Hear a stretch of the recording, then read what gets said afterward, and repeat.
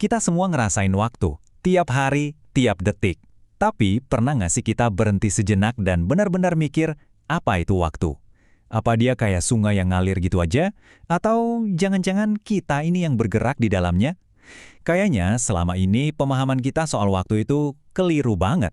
Coba deh tanya orang-orang, pasti jawabannya macam-macam. Ada yang bilang waktu itu muter, kayak lingkaran. Ada yang bilang bercabang ke banyak kemungkinan, kayak di film-film fiksi ilmiah. Bahkan ada yang mikir bentuknya itu kayak balok. Aneh kan?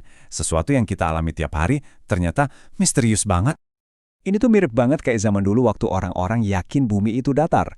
Mungkin jangan-jangan pemahaman kita soal waktu sekarang ini sama salahnya. Nah, di sini kita bakal coba bongkar bareng-bareng. Siap-siap ya, karena apa yang kita temukan nanti bisa jadi bakal mengubah cara kita melihat realitas ini selamanya. Oke, untuk ngejawab misteri besar ini, kita harus balik dulu ke awal banget. Gimana sih cara manusia pertama kali ngelihat waktu? Jauh sebelum ada yang namanya jam tangan atau kalender di HP kita. Jadi orang zaman dulu itu membaca waktu dari alam.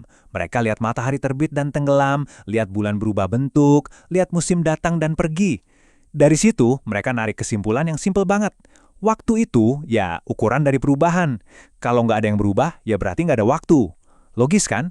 Nah, ide yang logis ini bertahan lama banget sampai datang seorang jenius yang ngebalikin semuanya. Lompat ribuan tahun ke depan, muncullah Isaac Newton. Dan dia datang dengan ide yang benar-benar radikal. Dia bilang, ada semacam jam universal yang jadi fondasi dari semua realitas. Coba bayangin deh, kalau misalnya jepret, seluruh alam semesta ini tiba-tiba beku total. Nggak ada yang gerak sama sekali. Menurut Newton, di luar sana tetap ada jam kosmik yang nggak kelihatan, yang terus saja berdetak. Tik, tok, tik, tok.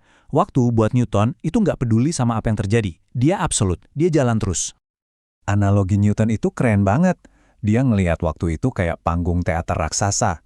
Nah, bintang, planet, termasuk kita semua, ini cuma aktor-aktor yang main di atas panggung itu.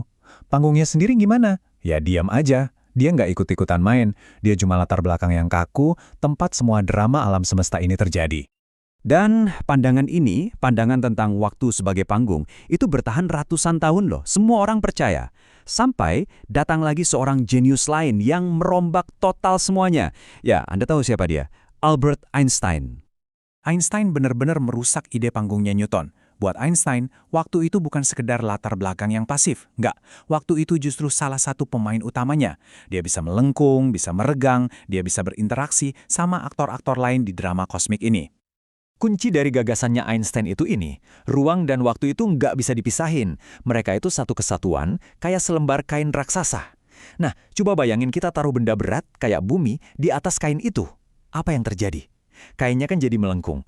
Nah, lengkungan itulah yang kita rasain sebagai gravitasi. Luar biasa kan? Tapi, ceritanya belum selesai sampai di situ. Justru makin aneh. Waktu para ilmuwan mulai nyelam ke dunia yang super-duper kecil, dunia kuantum, konsep kita soal waktu diobrak-abrik lagi. Ternyata, di level kuantum, waktu itu nggak ngalir mulus kayak sungai. Sama sekali nggak. Kalau kita bisa ngezoom garis waktu sampai maksimal, kita bakal lihat kalau waktu itu sebenarnya terdiri dari piksel-piksel kecil yang terpisah, kayak gambar di layar monitor. Nah, potongan waktu terkecil yang mungkin ada ini namanya waktu Planck. Sekecil apa sih waktu Planck ini? Gini deh, coba bayangin. Dalam sekali kedip mata kita aja, jumlah piksel waktu yang lewat itu jauh lebih banyak dari semua bintang di galaksi Bima Sakti. Skalanya itu benar-benar di luar nalar kita. Nah, ini kan jadi aneh. Kalau di level paling dasarnya waktu itu patah-patah, kayak film dengan frame rate rendah, kenapa yang kita rasain sehari-hari itu mulus banget? Kenapa rasanya kayak aliran yang nyambung terus tanpa putus?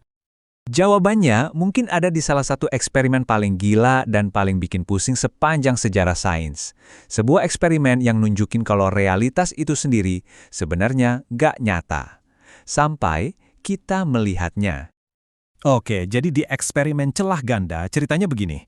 Waktu nggak ada yang liatin, cahaya itu lewat kedua celah secara bersamaan, kayak ombak di air. Tapi, begitu kita pasang detektor buat ngintip dia lewat mana, si cahaya ini seolah-olah tahu kita lagi ngintip liatin. Dia langsung ganti kelakuan, jadi cuma lewat satu celah aja, kayak bola kecil. Artinya apa coba? Artinya, sebelum kita ukur atau kita lihat, satu partikel itu beneran ada di semua kemungkinan tempat sekaligus. Dia ada dalam semacam kabut probabilitas. Nah, pas kita ngintip, barulah realitas itu seolah dipaksa buat milih. Oke, gua ada di sini. Oke, ini makin pusing. Kalau di level kuantum semuanya serba mungkin, kenapa di kehidupan kita sehari-hari, waktu itu kayak punya arah yang jelas? Kenapa kita cuma bisa ingat masa lalu, tapi nggak bisa ingat masa depan? Kenapa kita ingat telur yang udah digoreng, tapi nggak bisa ingat gimana rasanya sebelum digoreng? Jawabannya, kata para ilmuwan, ada di konsep yang namanya entropi. Gampangnya gini, alam semesta ini secara alami bergerak dari kondisi teratur ke kondisi berantakan. Contohnya, kamar yang rapi kalau didiemin pasti jadi berantakan. Gak mungkin kan jadi makin rapi sendiri? Telur yang udah pecah gak akan bisa utuh lagi. Nah, arah menuju keberantakan inilah yang kita rasakan sebagai panah waktu. Tapi siap-siap, ini bagian paling mind-blowingnya. Gimana kalau konsep teratur dan berantakan itu cuma ilusi dari sudut pandang kita yang terbatas? Gimana kalau kita bisa melihat setiap atom secara individual? Perbedaan antara masa lalu dan masa depan itu bakal hilang. Aliran waktu yang kita rasakan mungkin cuma efek samping dari apa yang nggak bisa kita lihat. Jadi, setelah semua perjalanan yang bikin pusing ini, gimana dong kita harusnya memandang waktu? Mungkin jawabannya bukan dengan memahami waktu, tapi dengan mengubah cara kita memandang alam semesta. Gimana kalau kita coba berhenti ngelihat dunia ini sebagai kumpulan benda? Ada batu, ada pohon, ada saya, ada Anda. Coba deh kita lihat dunia sebagai kumpulan peristiwa. Sebuah batu itu bukan cuma benda, tapi peristiwa geologis jutaan tahun. Kita ini bukan cuma tubuh, tapi serangkaian peristiwa dari lahir sampai sekarang. Kalau gitu, alam semesta ini bukan lagi kayak museum berisi benda mati, tapi kayak film epik yang terus berjalan. Kita bukan objek, kita adalah sebuah proses. Jadi, mungkin waktu itu bukanlah panggungnya Newton, bukan juga kainnya Einstein. Mungkin waktu adalah perubahan itu sendiri. Waktu adalah perjalanannya. Dari satu peristiwa ke peristiwa berikutnya.